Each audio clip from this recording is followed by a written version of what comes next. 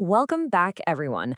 I am absolutely thrilled to welcome you to the 13th video in our series on communication titled Speaking Skills. Today, we are focusing on a truly foundational topic that impacts, well, literally almost every single facet of our daily lives.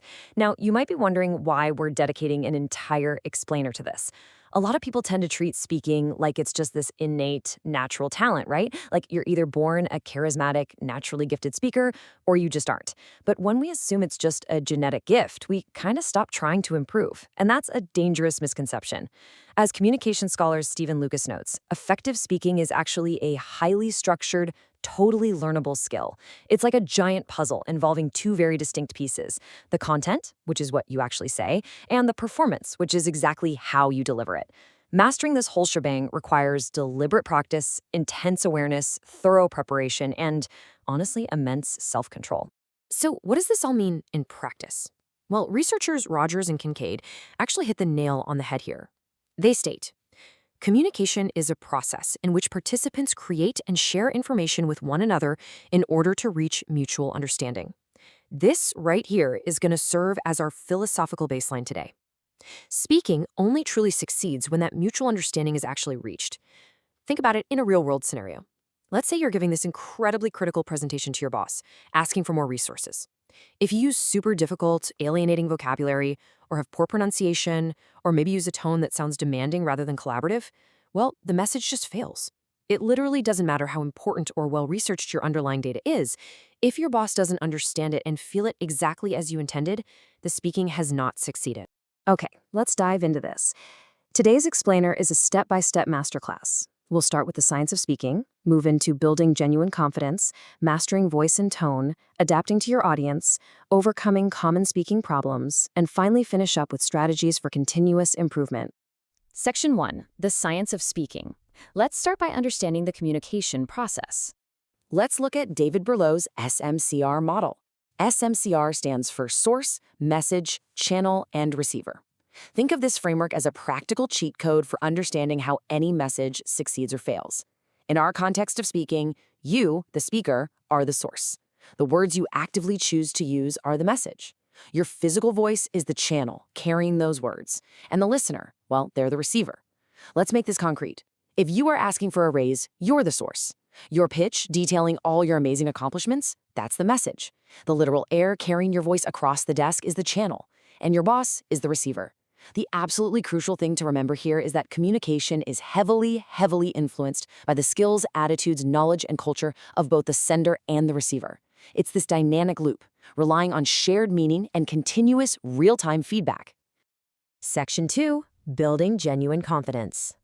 This is all about choosing preparation over fear. Okay, so true confidence is rooted in preparation, knowledge, practice, and audience respect. Crucially, it is not arrogance. I think this is a massive misconception, especially in the professional world. We've all been there, right? Have you ever listened to someone who is incredibly loud, taking up absolutely all the air in the room, but they were completely unconvincing? That is just arrogance masking a deep lack of preparation. A truly confident speaker doesn't actually need to be the loudest person in the room.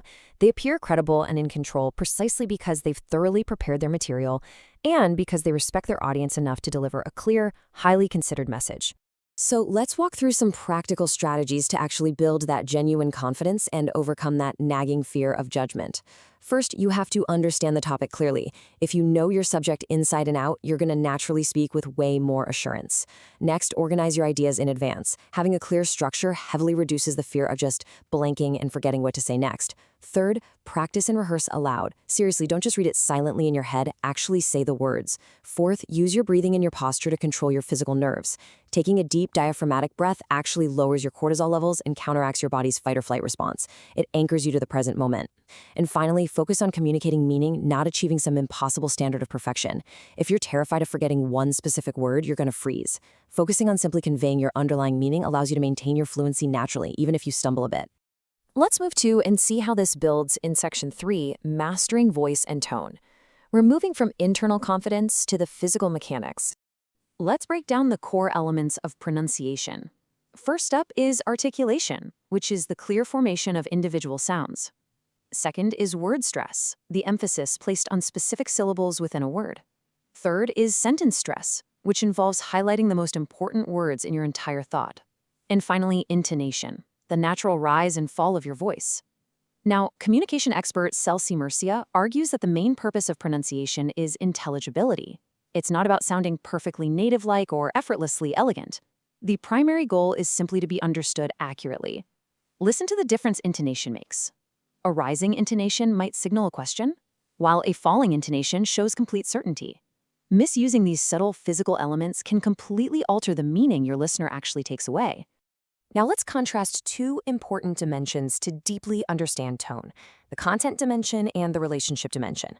According to Joseph DeVito's theory, the content is the raw, literal information you're communicating, while the relationship dimension, that's the attitude you communicate toward the listener.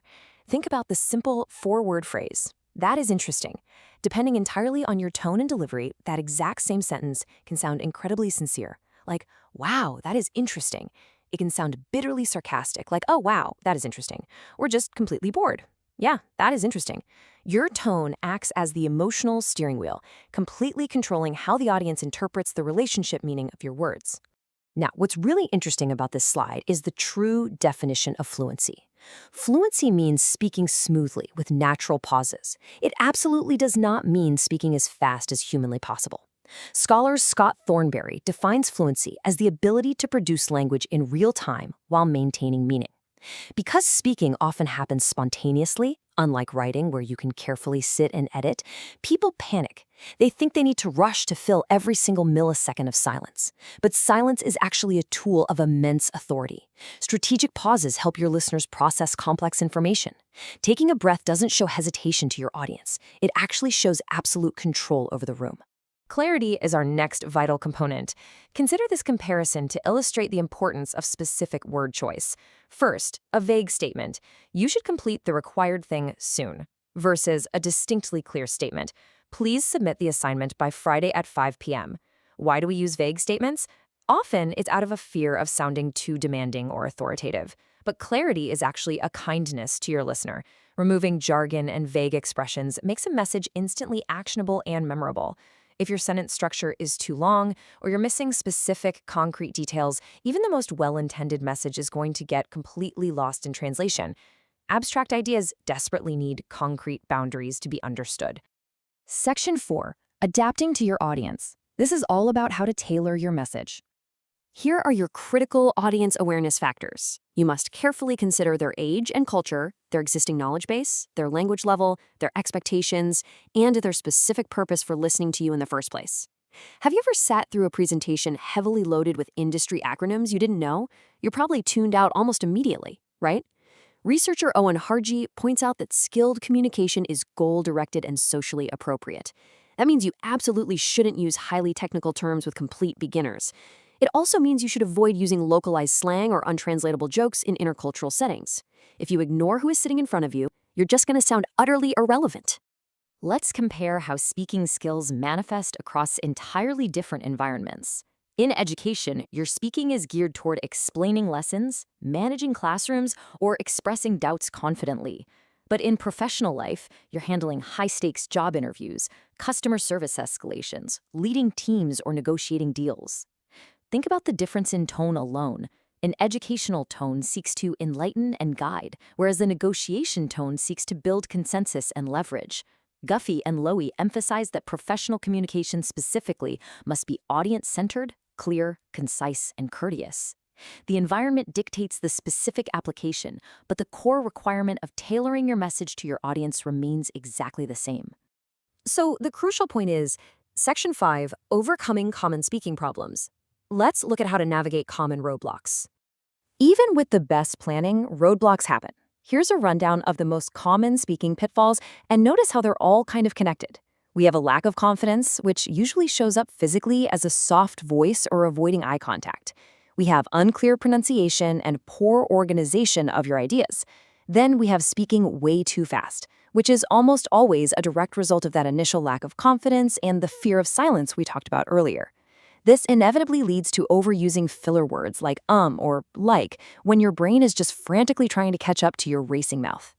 Failing to manage these interconnected pitfalls or completely ignoring real-time audience feedback, like if your audience looks totally lost but you just keep talking, creates massive communication breakdowns. To really understand these pitfalls, we use Shannon and Weaver's concept of noise. Noise is defined as literally anything that interferes with communication. Now, we usually think of noise as literal background sound, like a loud siren outside the window. But in the science of speaking, noise is also an incredibly unclear voice. It is your own emotional anxiety, its poor vocabulary, or listener distraction. Pay close attention to this. Psychological barriers are just as disruptive as physical ones. If you're incredibly stressed out and self-conscious, that internal stress acts as thick, static noise, effectively blocking your actual message from reaching the receiver clearly. Section 6. Strategies for continuous improvement. Because, as we know, practice makes perfect. And this brilliantly illustrates our path forward. Here are 5 actionable steps you can start utilizing today. Step 1. Read and listen regularly to build your vocabulary and internalize sentence patterns. Step 2. Practice speaking aloud to build your physical muscle memory and pronunciation. Step 3. Record your own speech to identify filler words and pacing issues. Now, I know how insanely uncomfortable it is for most people to hear their own recorded voice, but pushing through that discomfort is literally the ultimate cheat code for rapid improvement. Step 4. Organize your ideas conceptually before you start speaking. And Step 5. Seek out honest feedback from your peers. Remember, active listening to other highly skilled speakers is a fantastic way to internalize good pacing, excellent tone, and clear structural habits. So I will leave you with this provocative thought. Have you been relying on natural talent, or are you ready to actively start practicing the science of speaking? Let that hang in the air for a second. Reflect on your own habits the next time you enter a meeting, a classroom, or even just a casual conversation. Thank you so much for joining me for this explainer. If you found this breakdown helpful and learned something new today, please make sure to like, comment, share, and subscribe to the channel so you never miss our next deep dive.